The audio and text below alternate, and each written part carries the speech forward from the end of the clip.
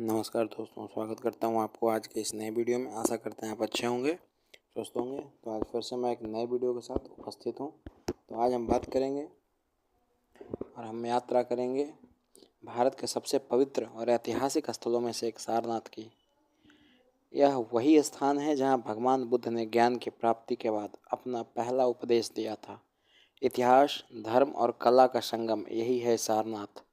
भौगोलिक और सामान्य दृष्टियों से अगर बात करी जाए तो सारनाथ उत्तर प्रदेश की वाराणसी शहर में लगभग 10 किलोमीटर दूर वाराणसी शहर से 10 किलोमीटर दूर स्थित है। यह जगह गंगा और वरुणा नदी के संगम के पास में है। यह एक छोटा सा शांतिपूर्ण कस्बा है, लेकिन ऐतिहासिक दृष्टि से अत्यंत महत्वपूर्ण है। यहाँ तक पहुँचना आसान नहीं है। वाराणसी रेलवे स्टेशन या एयरपोर्ट से टैक्सी या बस के द्वारा आप यहाँ आ सकते हैं। बात की जाती है 563 ईसा पूर्व लुम्बिनी में, जो कि नेपाल में स्थित है। वहाँ पर सिद्धार्थ गौतम का जन्म हुआ। 35 वर्ष की आयु में उन्होंने बोधगया में ज्ञान प्राप्त किया और बुद्ध कहलाए।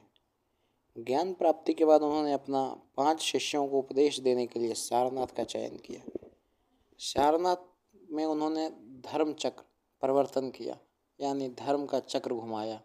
यहीं से बुद्ध धर्म की कह सकते हैं कि नींव विश्व भर में फैली। मौर्य सम्राट अशोक ने यहाँ कई स्तूप और स्तंभ बनवाए, जिनमें से कई आज भी मौजूद हैं। सारनाथ अगर हम जाएं तो वहाँ पर दर्शनीय स्थल में अगर बात की जाए तो धमेक स्तूप, जो कि यह एक विशाल गोलाकार स्तूप है, 34 फीट लंबा और 28 मीटर चौड़ा है। इसे 500 ईसा पूर्व के आसपास बनाया गया था। इसका बुद्ध का पहला उपदेश हुआ। यहाँ बुद्ध का पहला उपदेश हुआ था। इसकी बाहरी दीवारों पर जटिल नक्काशियाँ की हुई है। दूसरा हमारा अशोक स्तंभ, जो कि सम्राट अशोक द्वारा बनवाया गया स्तंभ भारतीय कला और उत्कृष्ट उदाहरण है। इसके शीर्ष पर 4 शेरों की मूर्ति थी, जिसे अब भारत के राष्ट्रीय प्रतीक के रूप में अपनाया गया है। मूल स्तंभ टूटा हुआ है, लेकिन इसका शिलालेख अभी भी मौजूद है। सारनाथ पुरातत्व संग्रहालय मीन्स आर्कियोलॉजिकल म्यूजियम, यहाँ धमेक स्तूप से प्राप्त मूर्तियाँ, स्तंभ, बौद्ध प्रतिमाएं, शिलालेख सुरक्षित रखे गए हैं।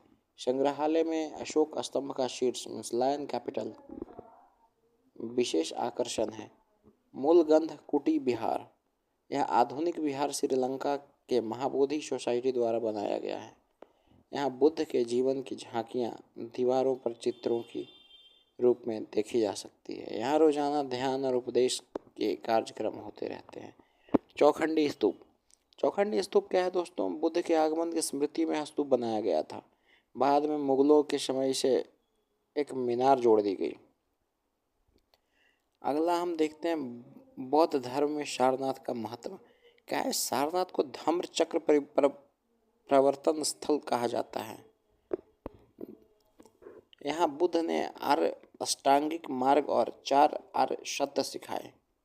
यह स्थान बौद्ध धर्म के लिए उतना ही पवित्र है जितना मक्का मुसलमानों के लिए और काशी हिंदुओं के लिए। यहाँ हर वर्ष हजारों तीर्थयात्री भारत, श्रीलंका, जापान और चीन, थाईलैंड आदि देशों से आते हैं। सारनाथ का वातावरण अत्यंत शांतिपूर्ण और ध्यान के लिए उपयुक्त है। कई बौद्ध मठ में सुबह शाम ध्यान सत्र आयोजित किए जाते हैं। यदि आप यहाँ ध्यान करते हैं तो यह अद्भुत शांति और ऊर्जा का अनुभव होता है। यहाँ अगर आप आना चाहते हैं तो अक्टूबर से मार्च के महीने का समय सबसे अच्छा होता है। अगर यहाँ आपको आना हो तो हवाई जहाज़ से वाराणसी एयरपोर्ट पहुँचे, वहाँ से 30 किलोमीटर की दूरी पर स्थित है। रेल मार्ग से आप वाराणसी जंक्शन, सारनाथ जंक्शन आ सकते हैं, वहाँ से 20 मिनट की दूरी पर स्थित है। रहने और रुकने की व्यवस्था वाराणसी या सारनाथ में कई सारे होटल्स, गेस्ट हाउस अवेलेबल हैं। स्थानीय गाइड लेने के लिए ले सकते हैं आप, ताकि आप हर स्थल को सही ऐतिहासिक और धार्मिक महत्व समझ सकें। शांति बनाए रखें, क्योंकि यह धार्मिक स्थल है। दोस्तों, सारनाथ केवल एक पर्यटन स्थल नहीं है, बल्कि आध्यात्मिक धरोहर है। यह वह स्थान है जिसने पूरी मानवता को करुणा, शांति और धर्म का मार्ग दिखाया। अगर आप भारत घूमने आएँ तो सारनाथ की यात्रा को कभी न भूलें। धन्यवाद दोस्तों। अगर वीडियो पसंद आया हो तो लाइक, शेयर और सब्सक्राइब करना ना भूलें। मिलते हैं अगले ऐसे ही एक आपके साथ एक नई ऐतिहासिक यात्रा में। तो देखते रहिए आप सारनाथ का वीडियो।